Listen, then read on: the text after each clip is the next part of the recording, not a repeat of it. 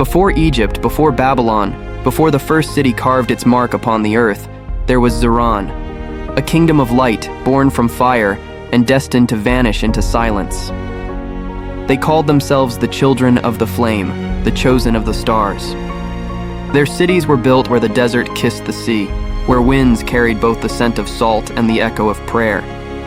And in those forgotten lands they built monuments that defied time, towers of black stone veined with gold, glimmering beneath the eternal sun. At the heart of their world stood the temple of the eternal flame, a structure so vast that its shadow stretched for miles at dawn. Inside, a fire burned that no wind could extinguish. They believed it was a gift from the heavens, a spark fallen from a second sun, a light that appeared in the sky once every 1,000 years. That flame, they said, was the soul of Zuraan itself. For centuries, Zuraan prospered. Their kings ruled not by blood, but by wisdom. They charted the stars, mapped the seasons, and forged metals no other civilization would discover for millennia. Their ships sailed beyond the horizon, bringing back gold, ivory, and stories of distant lands. To those who met them, the Zuraani seemed immortal, people who knew the secret of everlasting fire. But in the north, beyond the mountain deserts, there was another empire, Rashek, ancient and proud. The Rashekians worshipped night, not light. They believed the world was born in darkness and must one day return to it. For them, the flame of Zuraan was blasphemy, a defiance of the natural order. For many years, the two empires watched each other from afar, divided by mountains and belief. Until one day, a comet appeared in the sky. Two blazing tails, shining like twin suns.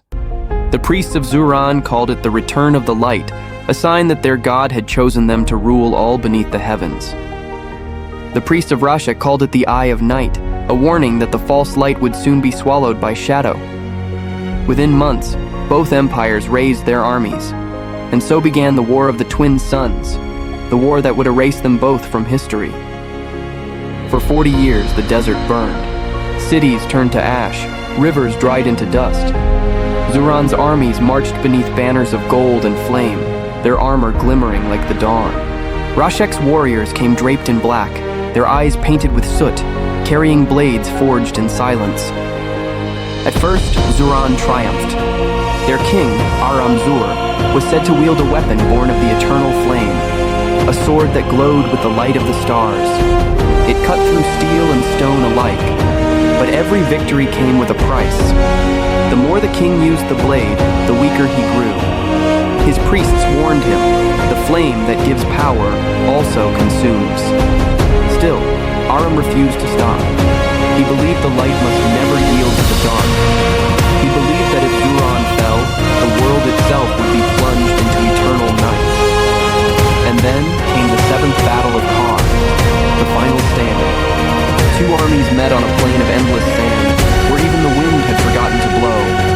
For 7 days and nights they fought beneath a sky blackened by smoke.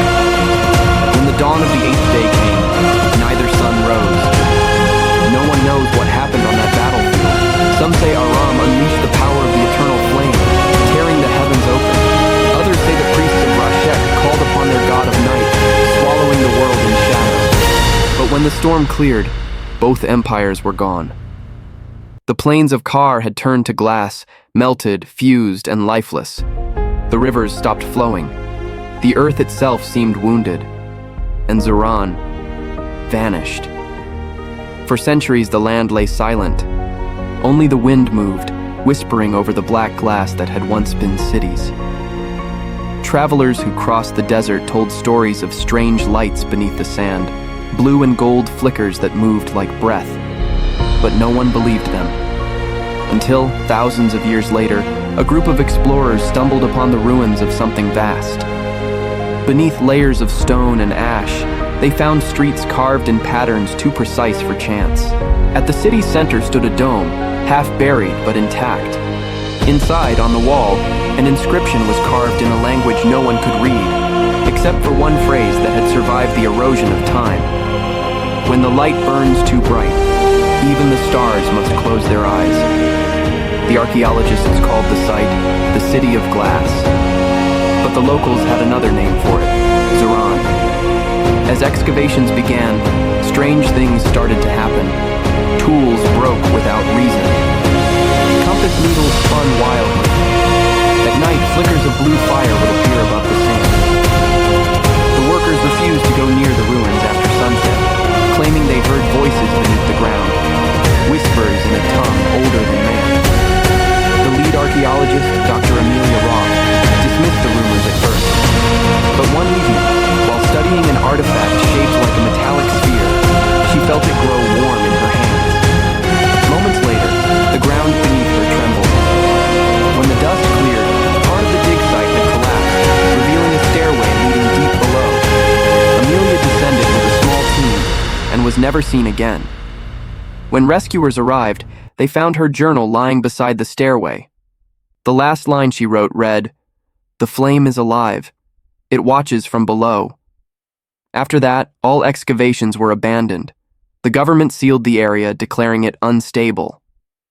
Satellite images now show something strange beneath the dunes, concentric rings of heat forming a perfect circle almost 2 miles wide.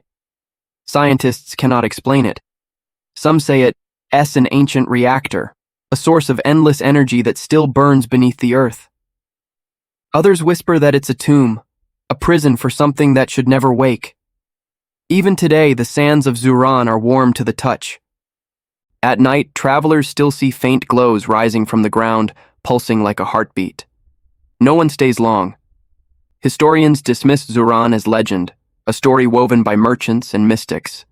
But across the world, fragments tell the same tale.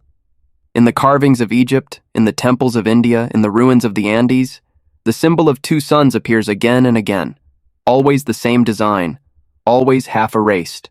It is as if humanity remembers something it was never meant to remember. A war not between nations, but between light and dark, between knowledge and fear, between those who sought to master the fire and those who swore to extinguish it. Perhaps Zuraan was real. Perhaps it was the first true empire, one that reached too far, burned too bright, and was erased to protect the world from its own creation. Or perhaps it was only a story, a warning whispered by time itself, that no matter how powerful we become, the flame that gives life can also destroy it.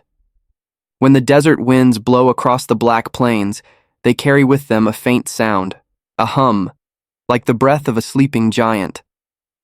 And if you listen closely, you can almost hear it. We were born of fire, and to fire, we return.